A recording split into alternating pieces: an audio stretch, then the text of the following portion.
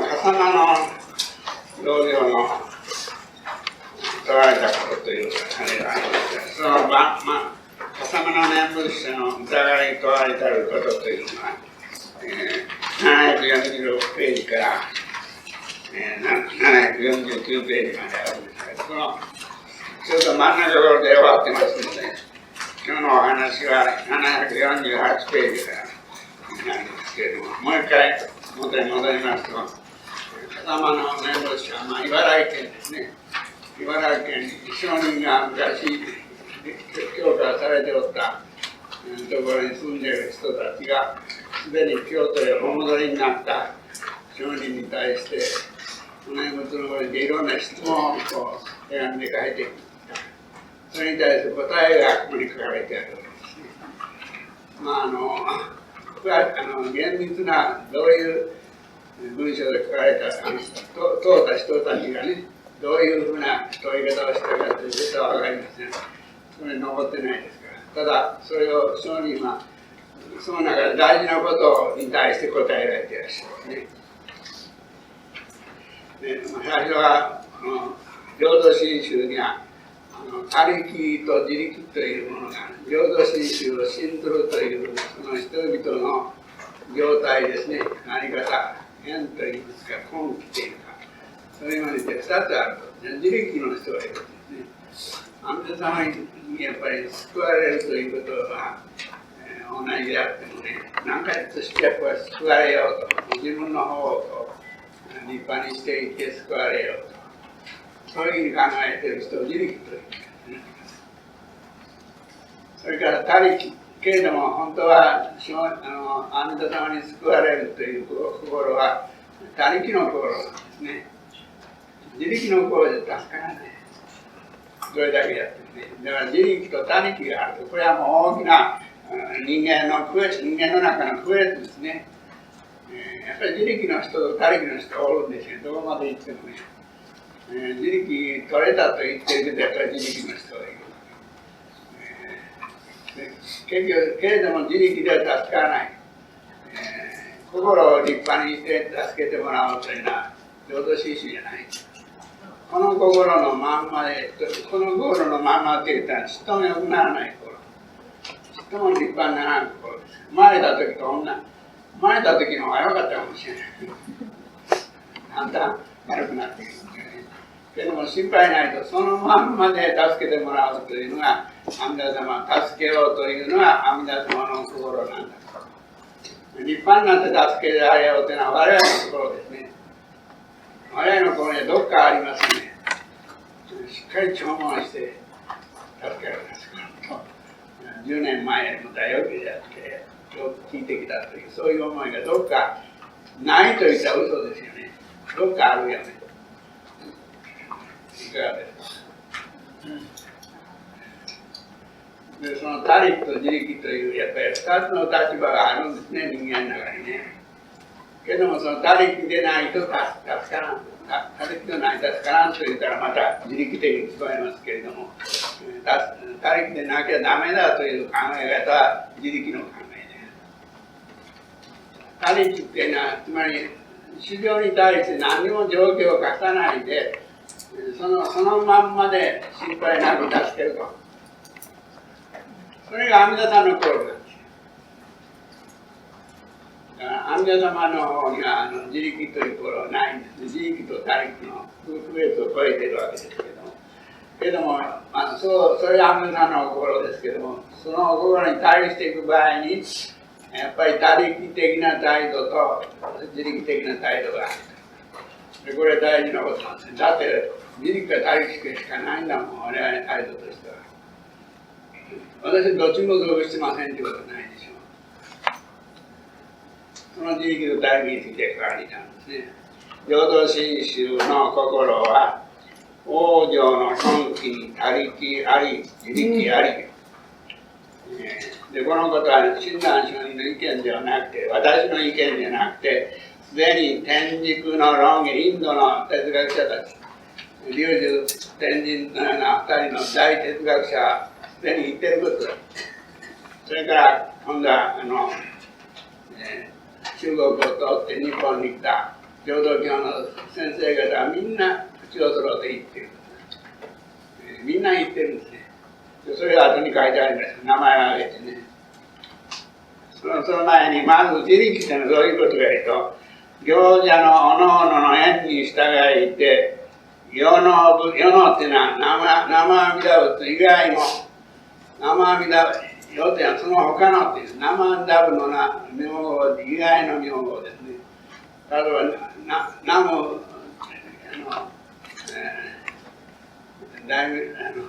大日如来とか言ったら、これ他の名前ですよ。そういうふうな阿弥陀様以外の名前を唱える。これがやっぱり他力じゃなくて自力だという。行者のおのおのの縁に従えて世の仏道を承念し、その時世の善根を修行して我が身を頼む。世の善根っていうのは阿弥陀様が言っておられるいいことだということ以外のいいことをしようとするわけ。阿弥陀様は焚き火を焚いてこいっていうのと言わないわけね。比叡山を駆け巡ってこいっていうことは言わないね。断食をしなさいということは言わないですね。けどもそういうことを善だと思っている仏教の書はたくさんあるわけであって、むしろしかし今でも本当はそういう考え方が日本人に浸透してますね。生阿弥陀仏が善だということはなかなか分かってない。なんかやっぱり一生懸命にお経の本を読むというようなこと、あるいはお寺前にせっせと手を出すというようなことが善根だと思っています。それはどうしても何かこのままじゃダメだという気があるんだね。我々ね、このままで助かるということは思えない。やっぱりこのままじゃダメだろうと。何とかしないとという気持ちがあると思います。いかがですか？ありますね。去年よりはだいぶ良くなったと。だって包丁も必要になったんだからいないとなっていけないという。ありますよね。これいや、私はそんなことありません。包丁も聞かせてもらってからそんな気持ち全部なくなりました。そんなことないですよ。意識の底にあります。自分の意識の上にはないけど、そこにあります。でそれがバレてきますよ、やっぱり。だんだんと。如来の光に照らされるとね、バレるの。如来さんの光下げてるとバレないと思ってるんですけど、照らされた瞬間にバレちゃうわけ。私は自力でやったと。そういうことは分からない。そういうことは。だから、そういうふうな善根ですね。生阿弥陀仏を信じ唱えるということ以外の善に精を出す。それを自力と言って。そうしてそのことは結局何を頼りにしておるかというと、自分の力を頼りにしている。お浄土前においても自分の力を信じている。お浄土に前にしてもらうということはもう他力の心になっているからなってない。自力の心を持ってお浄土へ行こうとこう思っている。それが難しいわけですね。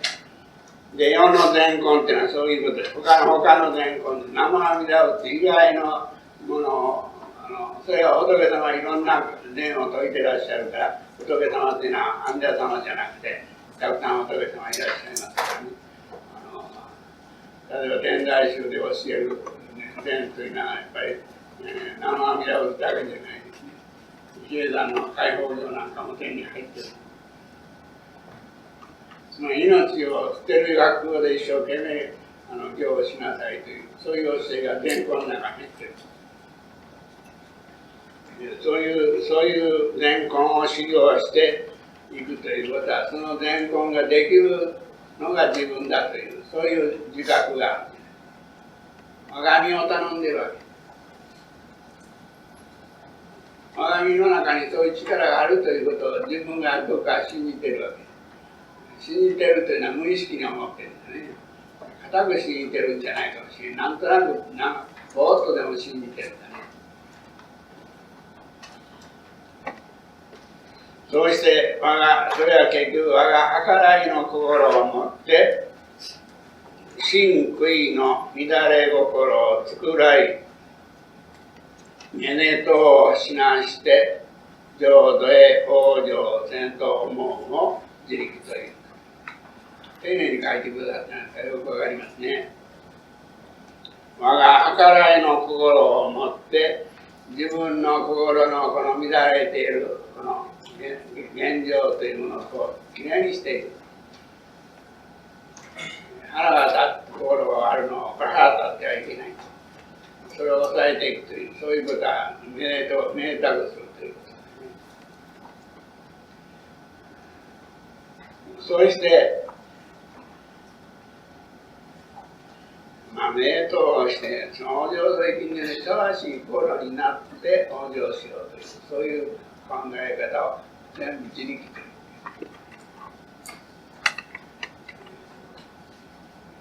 これは我々は浄土真宗はそんな話聞いてません。このままで助かる教えを聞いてますというそういう言われるかもしれません。一応そういう聞いたつもりなんですけど自分の現状はそうなってない。心配があるのはね、往生、そう言いながら往生に心配がある人はね、そういう心を持ってるから。立派な自分になりたい、ならねばならないという、そういう心を取ってないわけ。取り去られてない。取ろうというのは自由利益ですが、阿弥陀様の南無阿弥陀仏はその心を取り去ってくれるという意味はね、それを邪魔だと思わないという。煩悩を持っているのは浄土引きの邪魔になるというようなことは阿弥陀様はちっとも持ってないの。立派にしなければこの人が往生できないという心を持ってないのは阿弥陀様という。持っているのを凡夫という。と我々は往生したいと思いながら往生できないような心を持ってるんだね。どうしたって往生の妨げになるような心を持ってる。妨げになるところって悪い心という意味じゃないんですよ。良くなろうという心ですよ。往生を妨げる心はね、悪い心じゃないのは、この悪いのを取り去ろうという心ですよ。これが邪魔なのよ。欲深いのが往生の妨げにならないの。凡夫は欲深い。死ぬまで欲深い。ご飯食べなかったら死にそうな気持ちになる。それがもう無理。でもそれが阿弥陀さん、人がね、ペケだと言わない。それちょっとこの人それさえなかったら往生させるんだけどね、そう思わないのは阿弥陀様という。そう思うのは凡夫の方です。私の方です。私の方はだから往生できないようなことをやろうと。往生できないね、そういう行動をやりたいのが我々ですよ。そこが難しいね。往生したいと言いながら往生できないようなことをやっているわけや。つまり往生できないこれはその煩悩を取り去ろうと思う心ですよ。これが邪魔なの。これが邪魔なの。煩悩は邪魔にならないの。煩悩はいかんと。この心が邪魔になる。わかんないですね。だから阿弥陀様はね、煩悩を持ったままで助けようと言ってるの。ところが我々凡夫はどう思うかと煩悩を取って助かろうと思う。簡単に言えばそういうことに、だから浄土真宗の信者の中で本当の信心をまだ阿弥陀様がいただいてないか、やっぱり煩悩を取ろうと思ってるんだね。煩悩を取ろうと思ってるから助からない。煩悩のままで助かりますというふうに思ったら助かるんです。その簡単なことです。あれをずっといろんなそういう人たちが言ってますけども、いろんな言い方他力が義なきを義とするというのはこれは難しい言葉でね、これ考え出したらまた頭おかしくなってくるよ。これほど難しい言葉ないんで、鈴木大生さんのやっぱりこの本を読みました他力を義なきを義とするって鈴木大生全集に浄土真宗が書いてる。あれ読んだら分からなくなるね、何言っとるか。もうこの辺でやめとこうか。その辺でやめとこうかっていうところがね、鈴木さんの大したところ。最後にこうであると言わんの。こうであるとね、大概言うんで説教師はみんなね、確信して自分が知ってるようにね、阿弥陀様はこれである、阿弥陀様の救いはこういうものであると、みんなこうであるって自分の意見みたいな。その私の知ってる池田愛子さんがね、そこばっかり注意しとったらしい。鈴木大聖さんが最後のところどういう言葉で終わってるか。初めはね、阿弥陀様の何とかの力である。それで終わりって言ったらね、その鈴木大聖がね、またちょっと立ち上がってね、ということにしてあるんですって言ったんです。あれがやっぱりね、鈴木さんが、であると言ったら、僕の意見になるわけや。阿弥陀さんがこれ助けるんであると言ったら、阿弥陀さんの意見じゃないわけ。もうその言うてる僕の意見でしょ。そういうところに、池田明子は敏感だったもんだからね、バレちゃったりして、鈴木大聖さんが、やっぱりまだ鈴木大聖さんは僕の考えを言ってると思って、それでとうとう見つけちゃったと言ってましたね。最後にそれを聞いたからじゃないんだけど、あるところの公園でね、でありますで終わってね、それでもう終わりかと思ったら、鈴木さん立ち上がって、ということにしてあるんでありますって。あれはつまり自分のことじゃないという。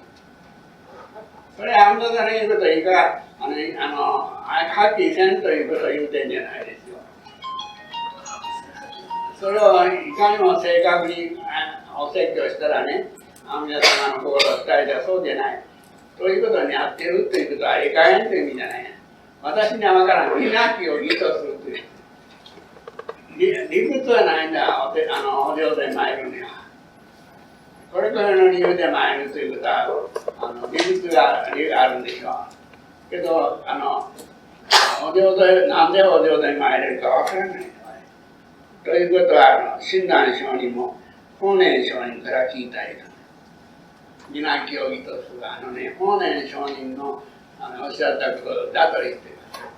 義なきを義とする私が発見した浄土真宗の真理だとは言ってない。それ大事ですよ。お師匠様は、法然上人はそこまで言ってらっしゃらないけれども、私はあれですね、阿弥陀様に教えてもらって義なきを義とするというところに本当の阿弥陀様の心があると私は分かったというからね、これは浄土真宗じゃないからね、どこまでも法然上人が教えてくださった。これです。大事ですよ。私は自分で分かったと言ったら途端に浄土真宗じゃない。だからお説教なんか個性があったらダメなんです。ユニークな説教を聞きたいなんて思ったら、ユニークな教えなんかで我々助からんですわ。他の説教師が言わん、新鮮な説教をしてくださるなんて言うんだな。まだやっぱり説教出会ってないんだね。あれ洋服の好みに出会ったんだな。新鮮な教えだとか言ってね。新鮮な教え助かりますよ。本当の教え助かる。我々本当のものとして助かるのよ。なんか心を自分にぴったりの教えにだから助かる。そうじゃない。ぴったりであるというのは自分が分かってんだもんね。それ自分の心にこの教えは本当に合ってるということは自分が判断してるんですから。そういうことでないということを義なきを義と、他力には義なきを義とするという、そういう意味があるんですね。そうで、いろんなこと、いろんなこの人たちが言うてること。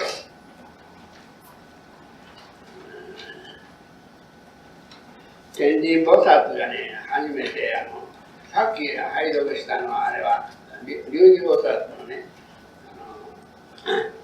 この上に我は阿弥陀さんを拝みま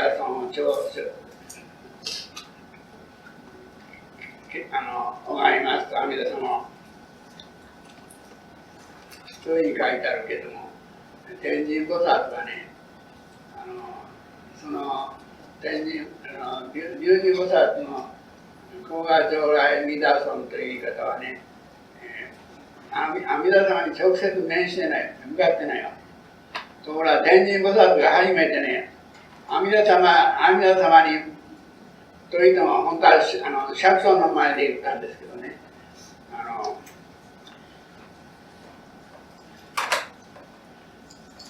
奇妙が世尊が一心、奇妙人事法名光如来ということは最初に言った人です。浄土門の思想で最初に言うたって学者はね、大学者天神菩薩、ね、これだから私は阿弥陀様ございます、そういう言い方をしてない。世尊よ、お釈迦様よ、私は一心に人事法名光如来に帰依しますと言った人です。釈尊に向かって言ったということは、名光如来直々に向かって言ったんです。だからこの仏教の大乗仏教の思想集の一番最初にストレートにね、阿弥陀さんと直接話をした人は天神菩薩なんですよ。奇妙人事法名光如来ですから、皆さん大仏壇の偉大科学者世尊が一心、奇妙人事法、あるいは実に仏教史、大乗仏教史の中の端的に阿弥陀様と話をした大思想家の言葉です。世尊が一心、奇妙人事法名光如来、あるいは世尊に奇妙人事法名光如来に向かって年々対していた言葉です。生阿弥陀仏ということで、人間がたった一人で落ちになって煩悩を引っされたまんまでね、阿弥陀さんの前に自分を投げ出した言葉なんです。自分を阿弥陀さんの前に投げ出したんです。私はこうしますけど、こうしてくれて、そんなこと全部捨てちゃって、そのまんま、煩悩を持ったまんまの自分を阿弥陀さんの前に投げ出した人の言葉よ。その投げ出すことによって助かるんです。我々は投げ出さなかったら助からない。なんか自分の方を良くしようと思っている限りは絶対助からない。地獄行きなんです、それは。しかしね、地獄行きのまんまで投げ出さなあかんね。あかん言ったらまたあかんんですよ。それが難しい。そうなってますね。そういうことになってますね。そんなことでなければならんって言うたらこれは説教ですよね、それは。わかりますね、もう。お分かりになるでしょ。それは阿弥陀さんにはもうそのままで助けてもらわなきゃならん。それは僕の意見。このままでしかありえない私なんです。だから我々の道はね、下に書いてあるように、この747ページに釈尊がそう言ったと書いてることがあります。無明煩悩をして安養浄土に往生すれば必ずすなわち無量仏果に至る。そこのところ無明煩悩を備えたまんまで往生土へ行くということなんです。無明煩悩を取ってから行くんじゃないの。無明を取りたいと思ってるわけよ。としか我々は自力の立場はね。それを取って、そしてそのきれいにして、さあこれだったら助けられる値打ちがあると思っていく。それは自力でいく。取れないね、その煩悩のまんまでね、阿弥陀さんの前に自分を投げ出している。それが阿弥陀様の助ける心なんだ。凡夫の心じゃない。凡夫はきれいにしようという心しかない。神を投げつけてなんかお客さんに会うというのにあれ煩悩無明を取ってないからきれいにお化粧した人はね煩悩を取ろうとするたちです。阿弥陀さんの前に行くんだから少しはきれいにしていくことだけそうじゃなくて無明煩悩無してというこれ大事よ。煩悩を持ったまんまででしょ。煩悩が助かるんじゃないですよ。煩悩を持った私がその前、煩悩を持ったままで助かるんですよ。浄土真宗はね、煩悩が仏なんだと言っていると、ちょっとややこしいなんで、煩悩を持った私が阿弥陀様によって助ける。煩悩を持った私は本当の私や。本当の私は煩悩が取れない私なんです。煩悩が取れない私ということはね、私の認識じゃなくてね、阿弥陀様の認識なんです。阿弥陀様の認識なんだ。それは阿弥陀様が私の自身よりも私のことをよく知ってるわけです。我々はどっかね、自分をきれいに見ているからね、煩悩取れるもんだというような心をどっか我々持ってるんだね。そうじゃない。阿弥陀様は私のことをもっと私よりよく知ってるから、この凡夫は煩悩なんか絶対取れない哀れな凡夫だと思ってるから、この前助ける気はいない。この前助ける。だから無明、この無明煩悩愚してというそこの言葉、浄土真宗の一番大事なところです。ここを軽く見てるんです。無明煩悩愚してというと形容詞ぐらいに思って読んでるんだけど、そうじゃないか。それが一番本質ですよ。無明煩悩を持ったまんまでお浄土へ行くんです。でそれは自力を信じている人はそれはなかなかわからないんですよ。この教えは皆さん方そういう話を聞いてらっしゃるからね、そういうその通りだと思ってる人が多いと思いますけども、初めて浄土真宗なんか聞いた人はそんなバカなことないと。やっぱり無明のものを取っていくのは仏教だと。こういうのをもう骨の髄から思ってるからね。だから浄土真宗わからない。そこはわからない。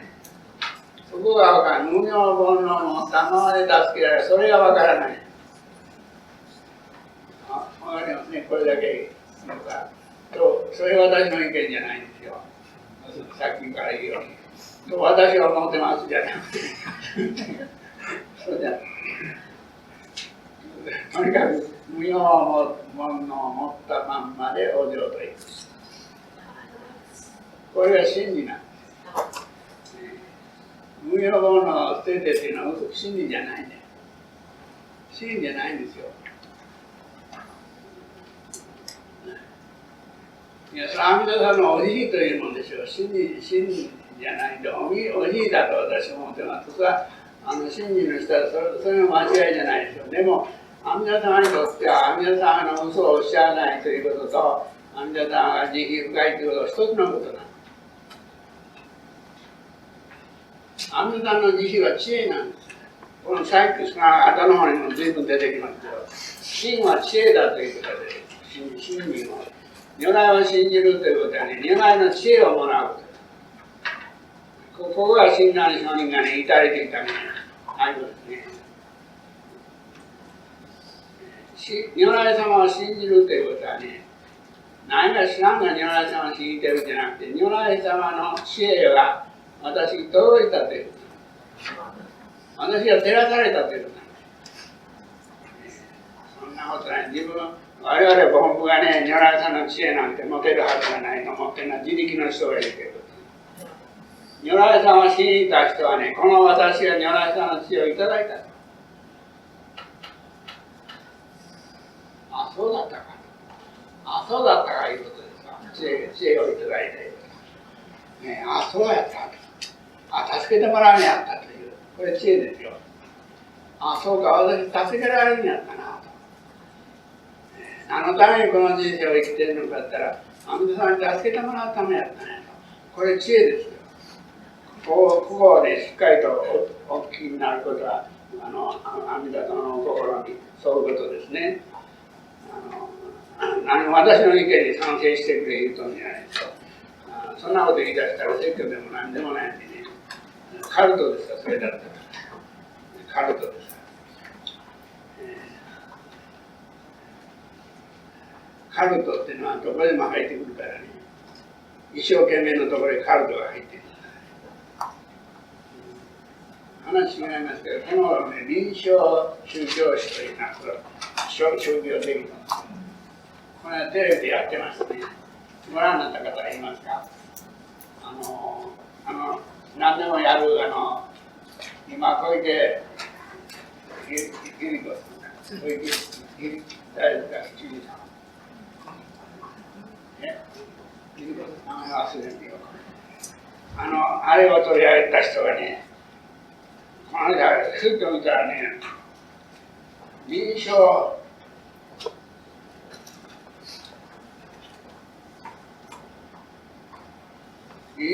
宗教史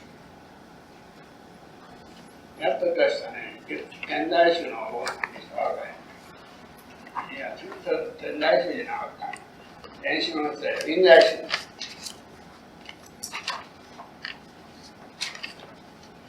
この頃、臨床が流行ってますね。臨床医学が入って、臨床哲学もできた。反対に臨床哲学できた。前、総長してて、よろしかったんで、今、毎日、朝日新聞に折々の言葉が、折々の言葉ですよ。書いてる人は芦田君って僕の後輩です。哲学者です。阪大の総長を3年やりましたね。その人が折々の言葉を書いて、その中でね、で、その芦田君が総長になる前は臨床哲学の講座を持ってたんです。臨床哲学というのは、阪大だけが作った哲学の学科目だった。臨床哲学が流行りましたが、その前は臨床医学でね、お医者さんはね、お医者さんの専門分野は研究するお医者さんと臨床のお医者さんっていうでしょ。患者さんを見るだとかね、それを臨床という。現場というのは意味ですよね、多分ね、臨床の意味がね。臨床哲学っていうのは私、さっぱりまだ分からんのですけどね、哲学っていうのはもともと臨床なんだよ。臨床でないね、研究して自分だけ本に取った後、それは哲学じゃない。だってソクラテスが哲学の始まりですけど、哲学って何か言ったら、ものを知ることじゃない。死ぬことを練習する学問だと。自殺の練習じゃないですよ。死ぬということがある人生を本当に生きる道は何かということを本当に知ることが哲学が他の植物学や動物学やね、経済学の違いです、哲学。哲学という学問をやる人はね、本当はそういうものでなきゃなというソクラテスがおっしゃる。ソクラテスはだから毒害を仰いで少しも驚かなかっ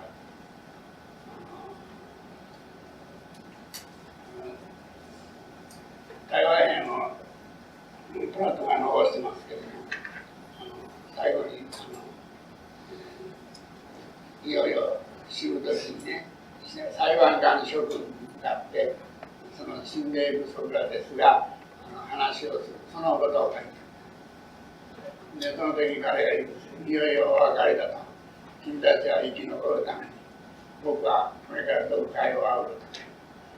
けども、ただ一つの、君たちもやがて、今日は死なんけど、今日は私が死ぬんで、今日は君たちは死なんだろうけれども、いつか君たちは死ぬんだから、私の言うことをね、聞いておいてね、そんなことはないだろうから、まあ聞いてくれたまえということで言ったら、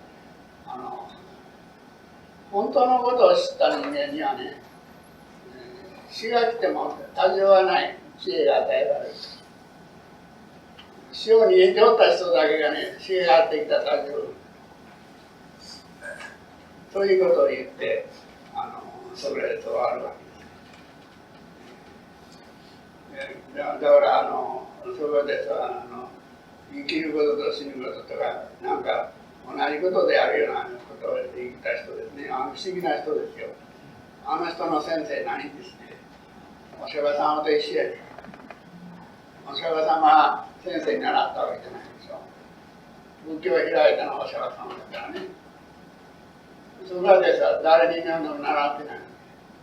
自分でなんかもうなんかしかし一種の神のささやきみたいなものを聞いた人ですね。人間のささやきじゃなくて、人間はろくなことささやきませんけど、人間のささやき聞いて喜んでダメですよ。ろくなことささやき。人間、だからこの人いい人間と思ったら、ろくなことささやかれてるんですよ。だから友達をね、診断書にも言ってらっしゃる、友達を選ばなダメだとか、悪い友達と選んだら大きな損失がある。で仏教をね、悪く言う人とね、友達になったらダメなんです。旅行の相談ばっかりする友達とね、友達になったらろくなことない。それは本当だよ。それだけは親鸞書に言ってらっしゃるね。仏教の悪口を言う人とかね、仏教を嫌ってる人と友達になったらね、ダメだと。だからなるべくそういう人から遠ざかれということは聖人おっしゃってますよ。これなら実行できますね。だからなるべくね、お寺へ参ったり、法話を聞いた人の大嫌い言ってる人とはね、さりげなく遠ざかれて、喧嘩することなんですよ。仏教の悪口を言うたりする必要はないんであって、ご自身が遠ざかればいい。これできるでしょ。いつやらいなくなったって、それで向こうは終わるだけだからね。それは仏教なんかあかんよなんて言うなと書いてある。聖人も。何万ダムの教えしか言うことはないというようなことは言わんことだということです。これがそのね、仏教に反対するね、人から遠ざかるんですよ。まあそういうことはちょっと抜きましたけど、この認証宗教師という、こういうね、仕事があるらしいです。今はお坊さんがやってるんですね。やっぱり、それでもね、認証宗教師というのは難しいことをね、言わんとあって、お寺のお坊さんならご法話しとればいいでしょう。ご法話することは認証宗教師ですよ。お寺ってのはそういうためにできたね、元は。特に浄土真宗のお寺はそのためにできたんですよ。他の目的で、法流では学問するためにできたんですよ。仏になるために、仏になるための修行のためにできたところじゃないんですよ。その他の寺は皆なんかこう病気にかからないようにという、それでこうご利益新たかな神の大変からの来たね、まあ金婚時期3000たるね、日本の神様へのようご利益があるらしいと思う。そういう神様を神様へと思ったんです。仏言ってるけども、奈良県にできたね、寺はみんなあれ神様へと思って拝んどったんです。病気を治してくれる、そういう神様です。死ぬことのないようにしてくれる。死ぬことないようになるんだ。その死ぬことのないということの意味がようわからんから、実際に息が止まらんことは死なんことやと思ってるからね。だからそれだったら要するに病気を治す神様です。その中で聖徳太子だけが仏教はそうじゃないということを最初に教えてくれた。だからもう特別性の頭ですよ。聖徳太子の頭。他の人の頭は野蛮人みたいな頭で、聖徳太子の頭は特別だったんですね。その人が特別の頭であった聖徳太子が、皆家族は非業の仕事を得てますよ。これで見たって仏教というのはどういうものであるかというと、仏教を信じたら家族幸せになるというようなものが仏教じゃないということを、幸せということはどういうことであるかを問うたわけや。幸せになるかならんかというのはそんなところが発想になって、あんた分かりきったように言うてる幸福ってのは一体何なんだと。幸福とは何かというその根本的な問いを尋ねたのがお釈迦様です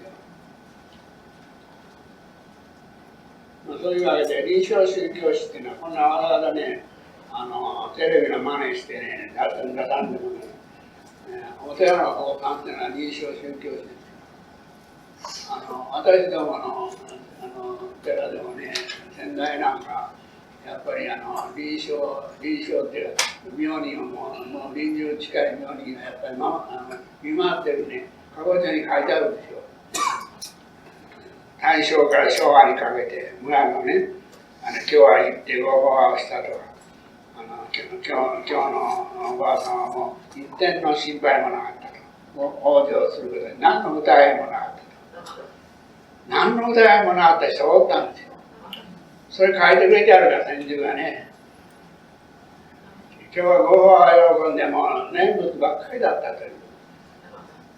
こんなね、決定的な臨床ないじゃないですか。だからその臨床宗教師なんて変なことを使い出したらもうダメになったんです。で、そのね、臨済宗のお坊さんもね、なかなか難しいです言うとか、難しいって言いながらやってるんだけど、しかしもっとストレートに仏教をテレビでね、語ればいいと思うんだね。そこでその臨床宗教師って何かっていうのをぐとぐと言ってるだけでね。もっとありがたいお説教したらいいんだよな、テレビ借りて。違いますか？だから一回そんな誰も聞いたことない話をテレビ関係の人は聞けるじゃないか。その絶好の機会を得ようとらえない。で、なんか臨床宗教師なんていうのを説明して何言うとかさっぱらわかんない。そういうわけで、あれですよ。大事ですよ。煩悩をね、持ったまんまでね、煩悩を備えたまんまで往生する。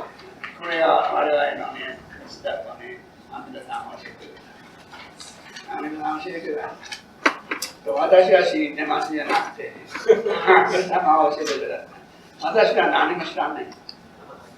で、阿弥陀様に教えてもらって、そうやったかと。それに知恵が与えられるわけよ。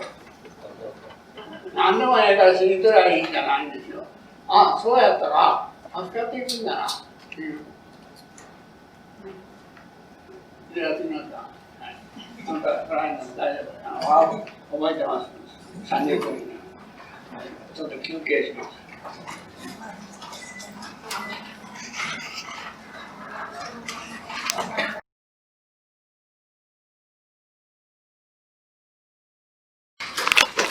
君は人間と上の子はにゃないと、そういう意味がある。光に照らされるという、今の話にいたらね、真っ暗がりの私に光がつくわけ。この部屋が真っ暗がりだったらね、至るところで想像しますよね。今これ全部電気消えたら外へ出るですから、至るところで想像します。電気ついたらね、その入り口がある、ここは回らなきゃなっていうと分かるでしょう。光がつくというと知恵が人生に対する知恵が生まれる。だから仏法を聞かないで人生行ったら至るところで衝突するよね。見えないか何がどこでやるか。例えばさ、その人たちと仲良くしよったらますますいろんなことがね紛糾して人生で喧嘩が多くなっていくということは分からんですよ。けど光が照らされると人とはあんまり近づかないのがいいと。こちらは言ったら喧嘩になるからね、こちらは喧嘩にしないけど向こうが大事だから。で、こちらが避けると遠ざかるというふうにしたら喧嘩にならないでしょ。合わなかったら喧嘩にならんもんね。会いすぎるから喧嘩になる。だからあんまり人と会わない方がいいかもしれない。だったら喧嘩になる。そういうふうに考えたす。一人でおったら一人で喧嘩することない。もう一人でおることが多いですからね。この間花束もらいますね、女の人から88本もらった。それがなんかね、真というか真の美女たちからと書いてある。いいもんですよ。僕はバラもらった初めて、今まで賞をもらうのにたくさんシンビジウムもらったりね、三原武さんもシンビジウムくれたら毎日芸賞つけたり。でもバラをもらうの特別やね。もらったら分からなさいよ。それでね、あんまり嬉しいから早く作りましてね。昆布っていうのはね、今のような新緑の中を置いていく風、昆布、いい香りがする。昆布の真昼に届くバラは赤く。きれいでしょ。昆布の真昼に届くバラは赤ばっかり、シンクのバラ。嬉しくなってね、幸せな気持ちになった。バラっていいですね。88本くれました。あんまり玄関だけではもう狭いからね、書斎にも飾ったり、お仏壇にも飾った。そういうふうにして一人でおったらバラで。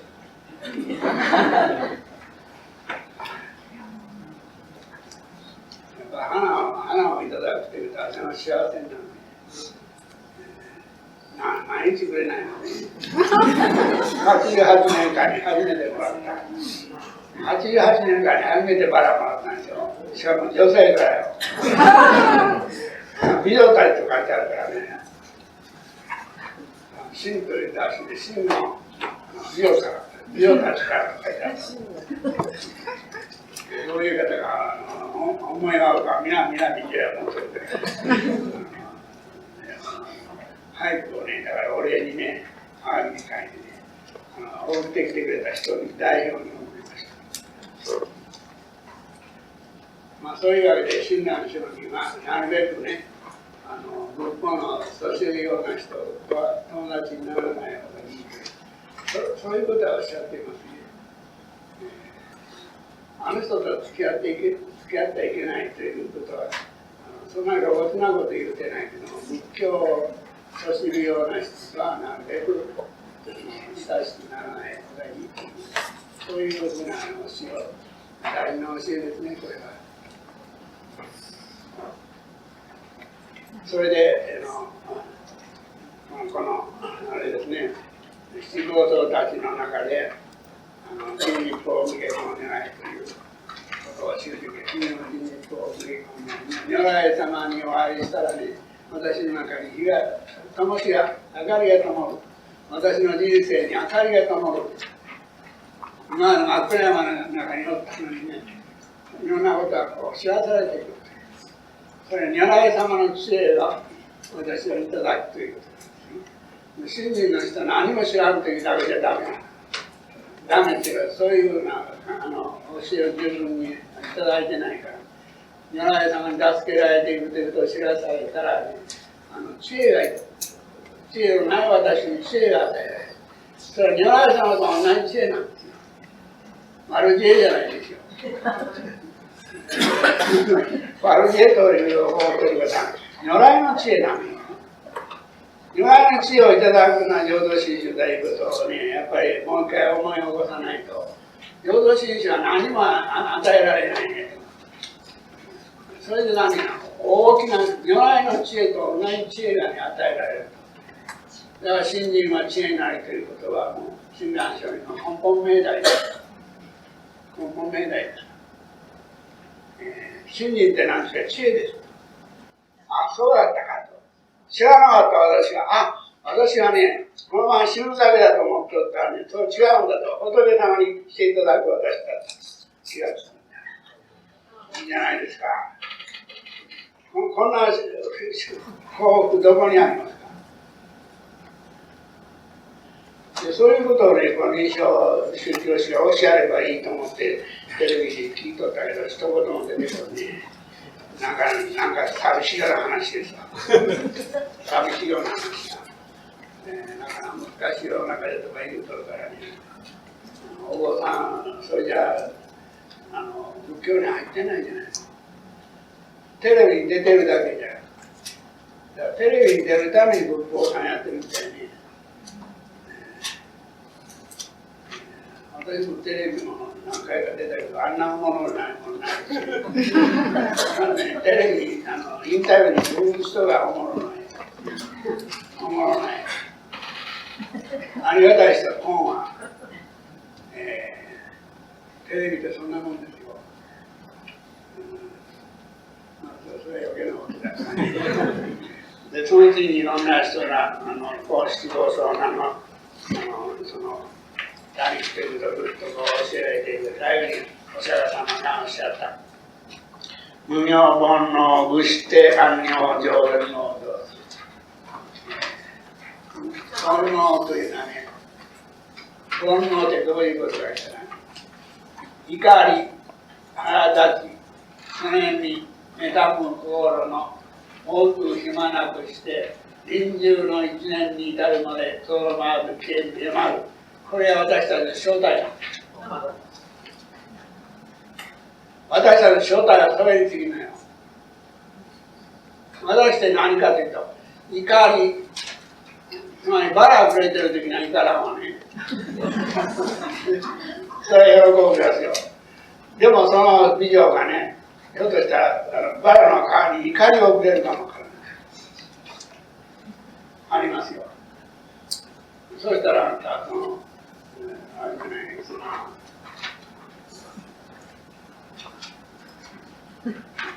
どうも難しいよね。光つかないよね。その怒りがね、ある時だけ起こるじゃん。臨終の一年まで消えない。怒り、腹立ち、その辺というのは焼きもちですね。自分がバラもらえへんから焼きもちや。いや、そういう人はいないと思いますけどね。その辺に、妬む心の多く暇なくして、だから煩悩のね、働きは忙しいのよ。あっち行って焼きもちや、こっち行って焼きもちや。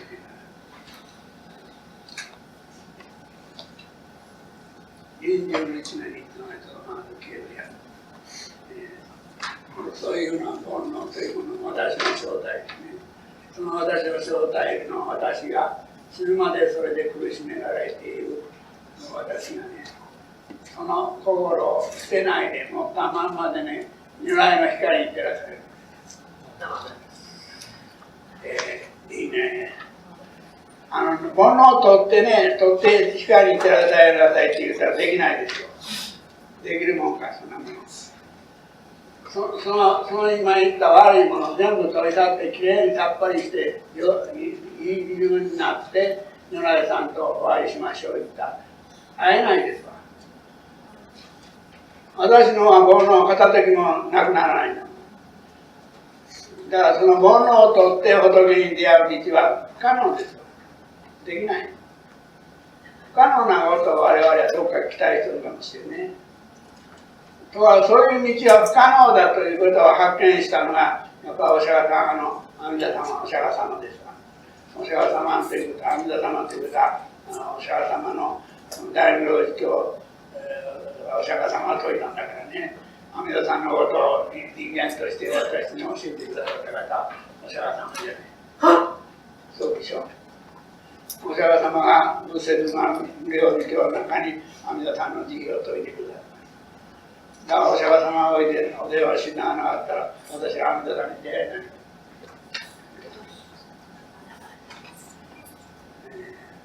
そうしたら無明煩悩を持ったまんまの私がね、助かる道をね、お釈迦様が教えてくださったわけです。それをお釈迦様の言葉としてここに教えていらっしゃいます。無明煩悩を具して安行浄土に往生する。煩悩を持ったままで往生するというのはありがたい。これはできるんです。これができるということは発見なさったのがお釈迦様の知恵です。お釈迦様が自分でそれを体験なさって我々を教に教えてくださった。大名事教なかったら無明煩悩を持ったままで往生するということを我々いまだに知らないですよ。いまだに知らないですよ。私はもう先真っ暗だと思って死んでしまいます。それはなんとお釈迦様に出られたおかげで、無明煩悩を持ったままで、無明煩悩の邪魔にならない道があるという。それは如来様の何万打仏のね、名号に出会う道だと。その名号に出会ったら私は照らされる。だからその最初におっしゃった天神菩薩が奇妙人実法を下品じゃないこの名号がなかったらね、大無量寿経というものの精神がね、思考とかずっと我々流れてこなかったね。だからその源泉を言ってらっしゃる天神菩薩。天神菩薩は大学者ですけどね、その大学者がね、ただ知識だけを研究するんじゃなくて、大きな人間の幸せということを教えてくれるのです。そこまでは大体思考層の言うてることをずっときて、その次の今日は話すのはその748ページですね。ところがその阿弥陀様が私を救うということをちょっと聞いたらね、こういう疑問があるという。五辱学生の我ら、社会一物の見事を信じせんことありがたかるべし。とて、立法合者の書物、証人と名らせたものと、伝道大師が3000円で書いてる。その今話してきましたのは、お釈迦様の通じての阿弥陀様の言葉でしょ。で、それをね、しかし信ずることはね、お釈迦様だけがそれを言っとったらね、なかなかみんな信じないんじゃないかと。そういう疑問があるからね、お釈迦様は大勢の証人を書いてらっしゃる。一方の書物がみんなお釈迦様の言う、阿弥陀さんの言う通りだということをね、書いてる。だって、阿弥陀経を見ておられますよ。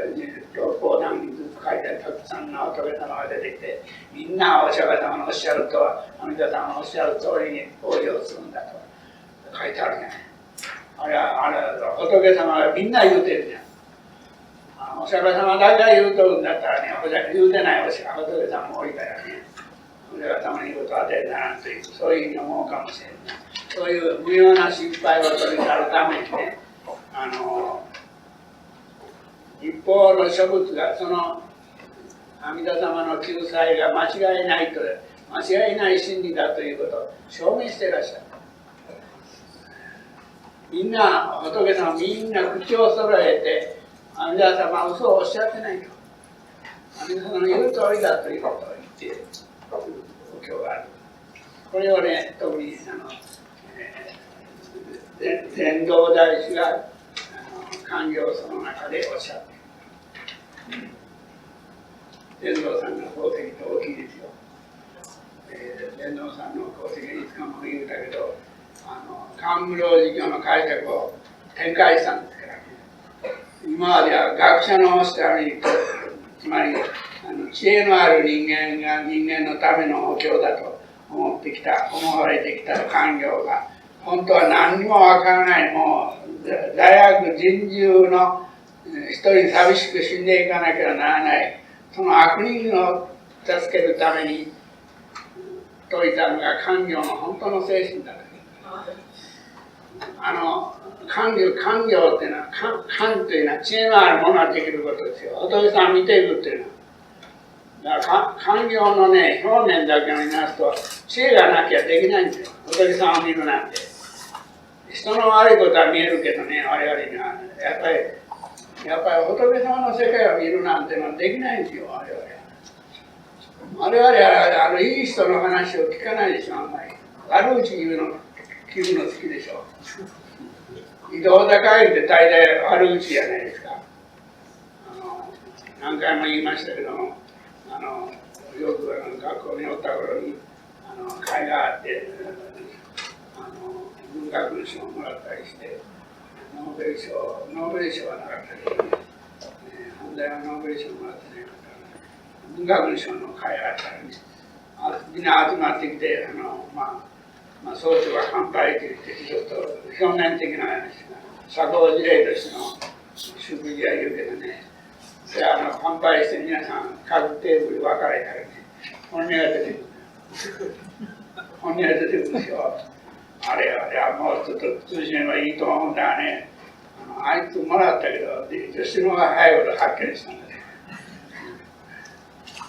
それがもうちょっとね、教養がある人間だと思われてるんだから、もうちょっとさ、品のあること言えばいいのに、ああいう話が楽しくないんだね。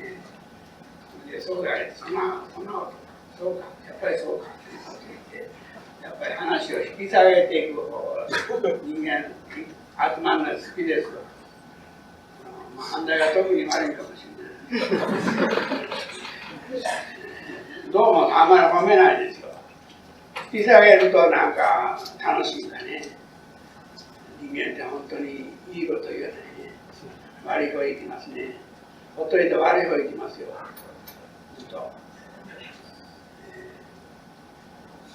そういうふうな、その中でね、この大教、阿弥陀経の中でも、たくさんの仏様がみんな阿弥陀様の功績を褒めたたえる。だから阿弥陀さんが尊いということは、少数の阿弥陀さんが褒めた少数の仏様が多いんじゃなくて、無数の実相世界に行って第17巻に出てくるようにね、一方無量の諸仏がことごとく支配して我がの小説は小学をたらしという、これ大教に出てくる第17巻ですよね。みんな生んだことないで、みんな阿弥陀様を褒めたたえるという。阿弥陀様を褒めたたないような仏様いないということで、やっぱり書いてらっしゃる。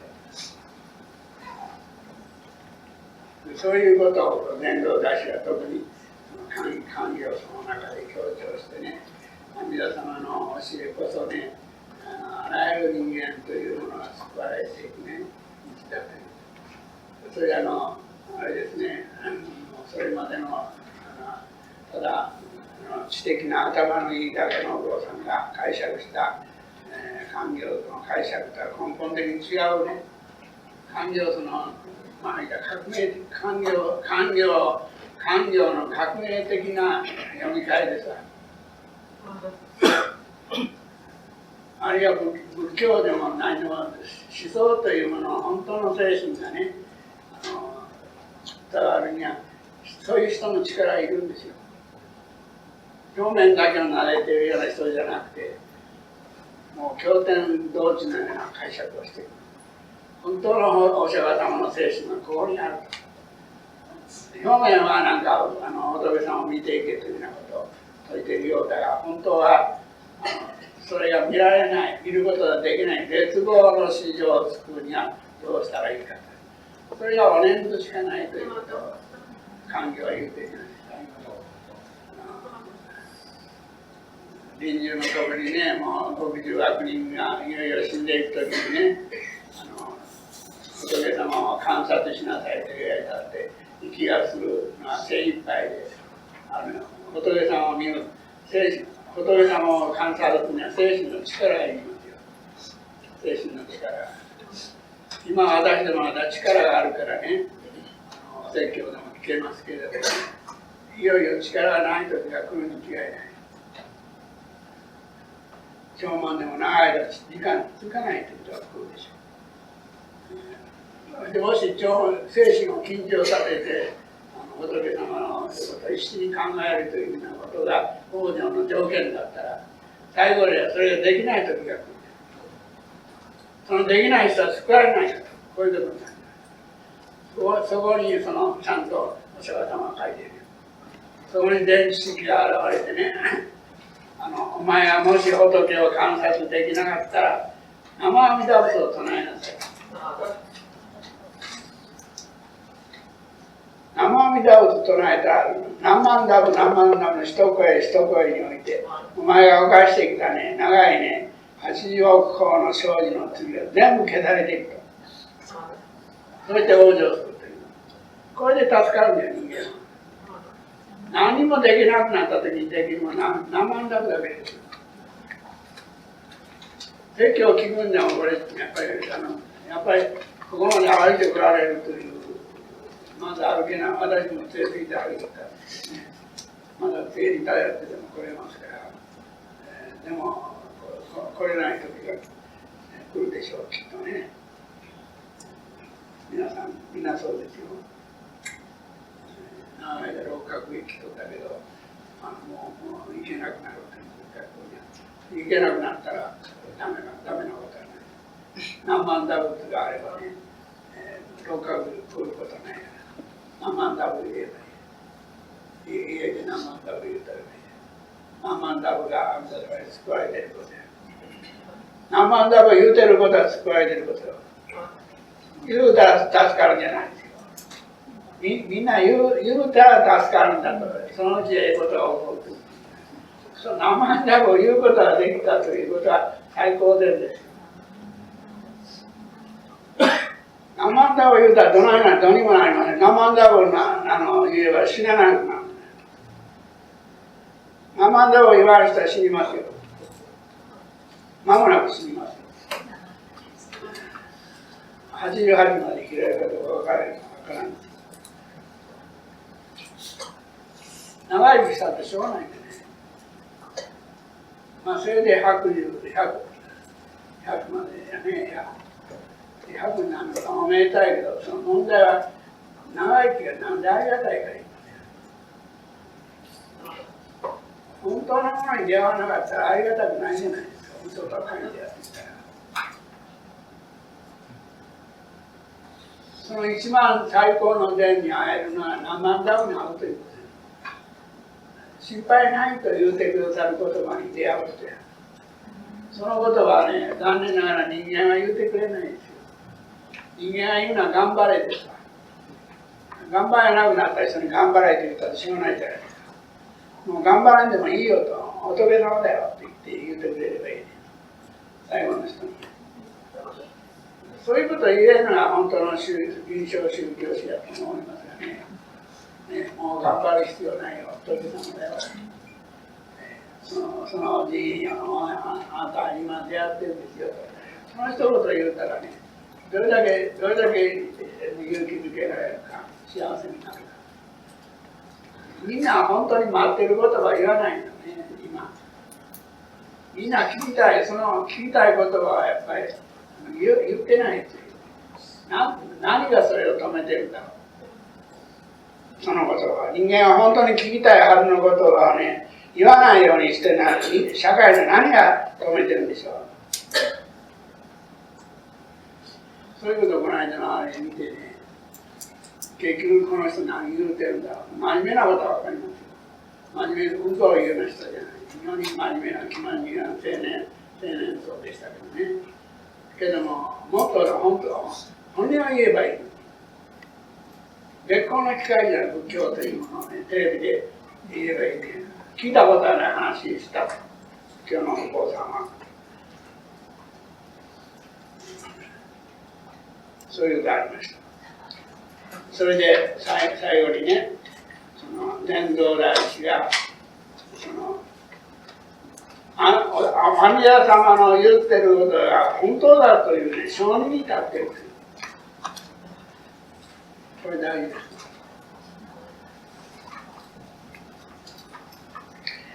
でその後に、本願念仏の修行にはね、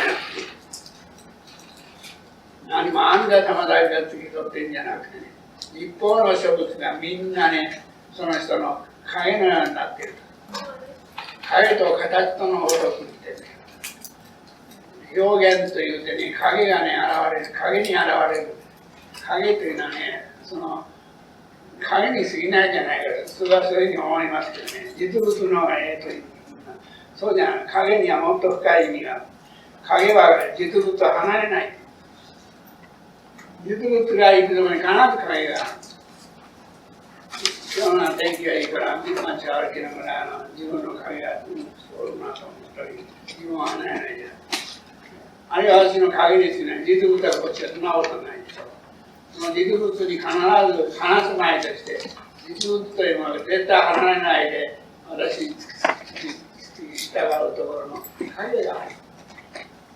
阿弥陀様だと言ったらいいな。影がある。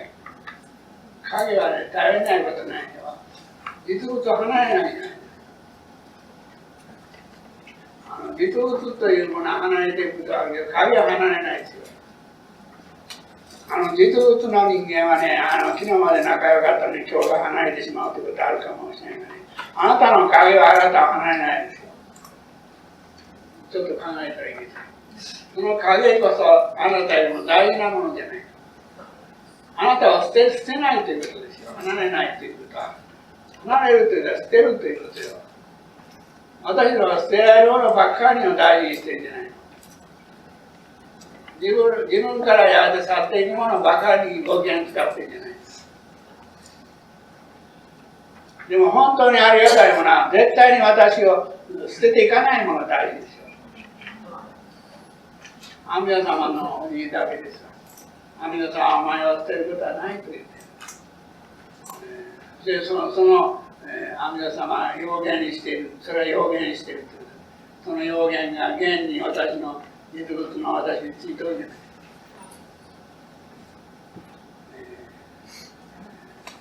要言っていうことはね、実現ばっかり言うと大事にね、結果が大事だというところからそういう大事な言うんだけ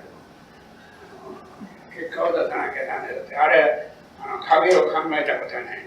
実物が大事だということが分かり言うとるから、やっぱりもうちょっと仏法を聞かないとね、仏法を聞いたらもうちょっと票が入るのにね、池田言うと、池田じゃないな、名前忘れる。小さんがちょっと、小さん頭いいね。頭いいし、なかなかやれてたね。その代わりも早いよね。代わりに早いですよ。あれは小田一郎君とっていう、人でしょ。テレビと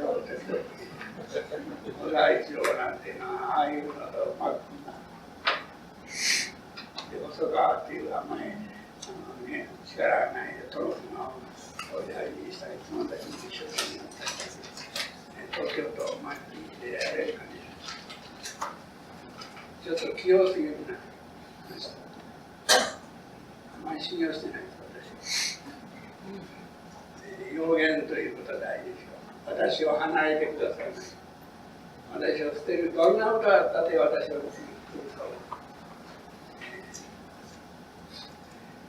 その影はね、現実の世界では本当に影みたいなものでね、力がないように見えるわけ。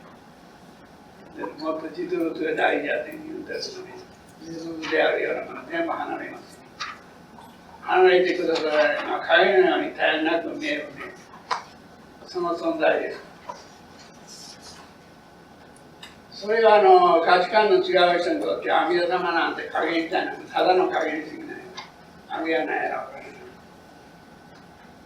けどもその影にしか見えない、絶えない、昼の安頓という言い方もあるけども、昼安頓にあるのかないかが存在感がはっきりしないようなものこそね、私を支えている。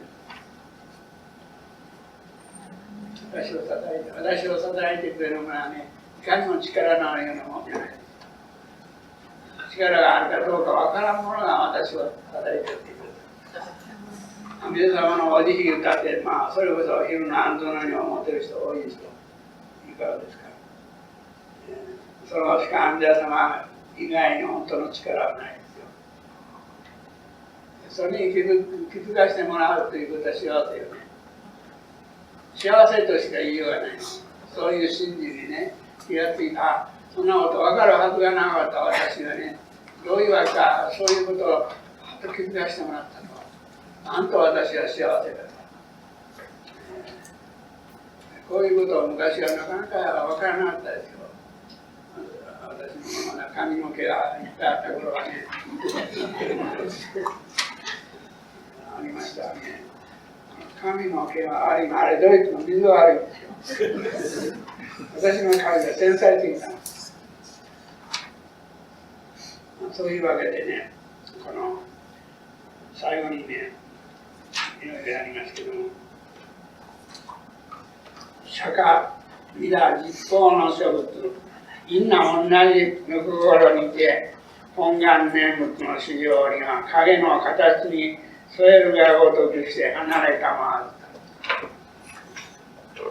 阿弥陀さんだけ離れないんじゃない。阿弥陀さんが私を離れないということは、お釈迦様が離れないということだ。お釈迦様が離れないということは、ありとあらゆる仏様はみんな私を離れない。私はそういうたくさんの諸物としてのお守りの中に生かさせてもらっている。それに守られておるということは生けているというのは本当の意味だという。本当の意味ですよ。それが世間で誤解して生きていることの本当の確信は何かって体が動いていることだと思う。で体がダメになるとやっぱり生命力が衰えたところなんだ。そうじゃない。体があるというだけじゃ何ものもないですよ。体ほどね儚いものないですよ。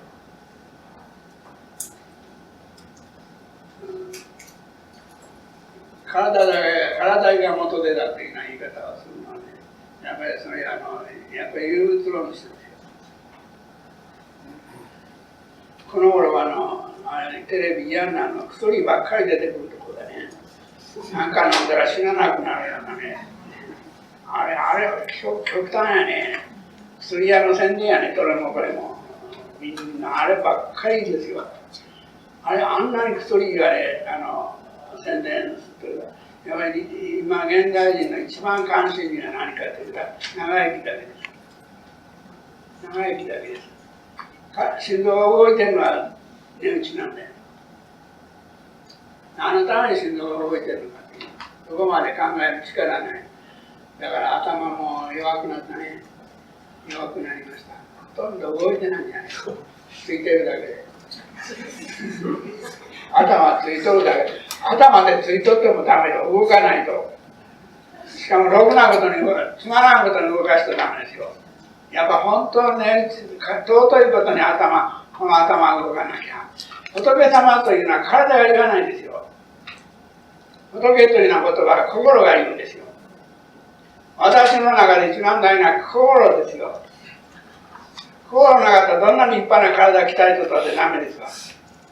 心ですよ。心がね、仏というね、阿弥陀様というね、そんな言葉をね、やっぱりいただいているということはありがたいね。だって我々はやっぱ仏様という言葉を教えてもらっていいんじゃないか。あれは自分で発明したんですか。仏というようなことはどんな頭のいい子供でも発明できないよ。みんな親から教えられる。お母さんがお母さんという言葉を言うからね、赤ちゃんがお母ちゃん言うんですよ。お母さんが仏様ワンマン様と言わなかったらね、どんな頭のいい赤ちゃんでもワンマン様言わない。いまだに言わない大きな赤ちゃんが多い。金としか言わない赤ちゃんが多い。いや、だんだんそういうなんか気持ちの悪い世界になっていってるんですよ。本当に。その中で我々不思議やね。だって今日なんかみんなこれその話を聞きにおいでになってるんでしょ。だからこれはもう奇跡みたいなことや。本当、いや冗談じゃない。冗談でそんなこと言えないですよ。大事な、人間ができる一番大事なことをお聞きになってるんだから。この話と言ったら自分のことになるか難しいね。この種の話ですわ。この種の話だったらいいわ。私でなくたっていいんですよ。今日は私が仮にやってるんであって、誰でもいいんですよ。言ってくださる人がおればいいんですよ。誰が言ってるかじゃないんですよ。それを言ってくださる人。だから、シノニムだね。匿名者ですか。匿名。誰の何がしじゃないんですよ。それを言ってくださる人ですよ。人間じゃないんだね。だから私も、たくさんの力によってこんなことを言うということができるような身に育てられたんですね。不思議やね。なんでこんなことを言うようになったのか。言うはずなかった。こんなことめったに昔は言えなかったですよ。でもなんかもう最後はね、自分の力じゃわかんない。なんか不思議にそういうことになったと。でこれはね、結局その書いてある方便と書いてある。信心は方便にはね、阿弥陀さんのね、阿弥陀様のね、なんて言われる、仕掛けやね。仕掛けでさ、仕掛けにかかったの、私。かからうはずがなかったの。かからうと思ってかかる人、誰もいないし。気がついたら変わっとったのよ。まあ、不思議な方便だね。方便ということはいい言葉でさ。それは方便ということも堕落してね、嘘も方便と言って、嘘ということだけは方便になっちゃった。本当のことを知らせるね、手段が方便です。方便ということの意味を変えていかなきゃ。悪いことのね、あれのやることは方便だという、嘘も方便という、そういうなんか、真理というものを方便によってしか知らせることできないんです。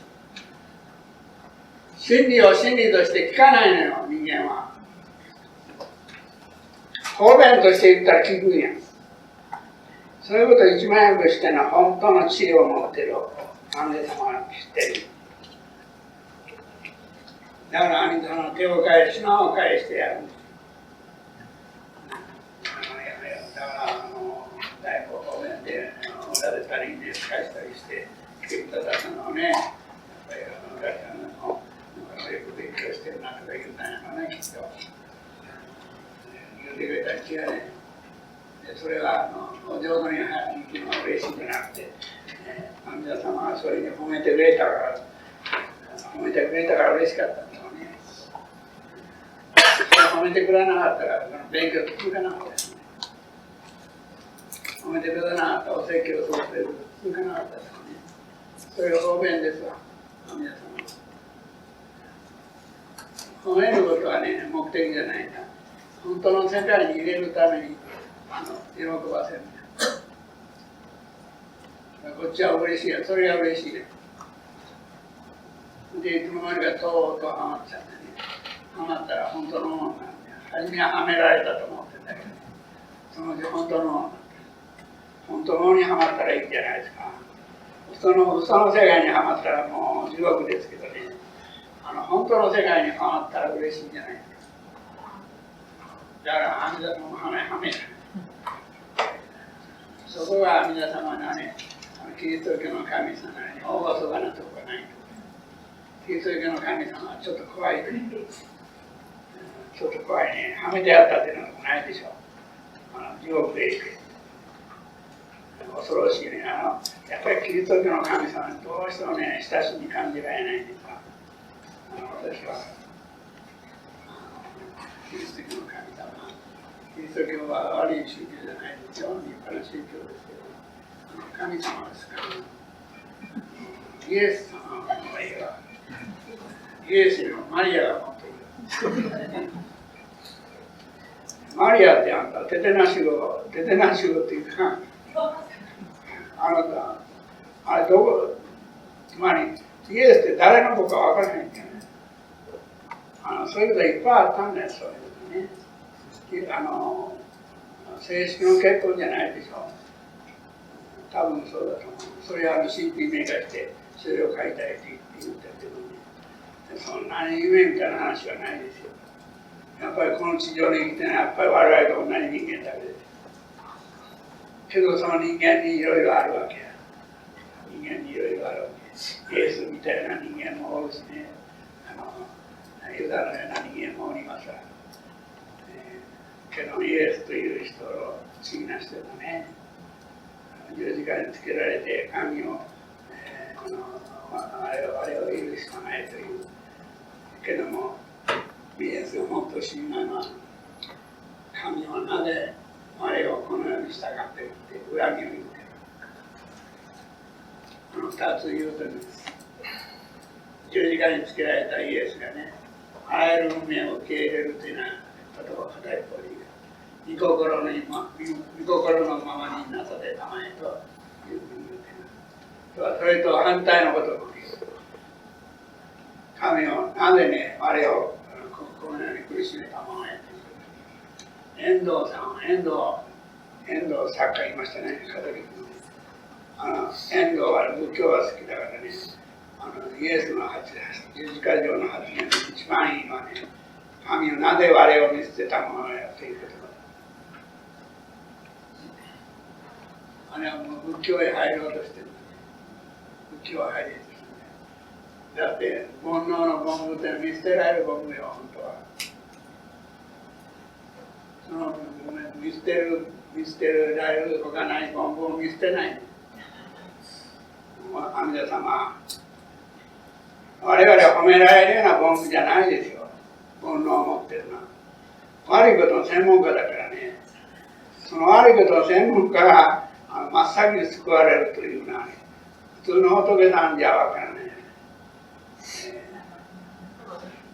だからそれは方面じゃ信心はね、私にね、如来様を信じるということを次と起こしてくださったのはね、阿弥陀様。皆さんもそうよ。皆様の心の中に何万ダブという心がね、起こったいうことは阿弥陀様の力で。阿弥陀様以外に誰ができるか、そんなこと。できるはずないじゃないですか。だからそれを不思議と思わなきゃ。やっぱり浄土真宗を信じるということは不思議を信じるということです。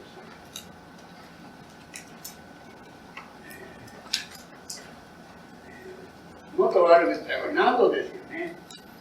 謎と言ったら、謎ということは好きになったな。なんか世に定談したい人、池田こういう人謎が好きでね。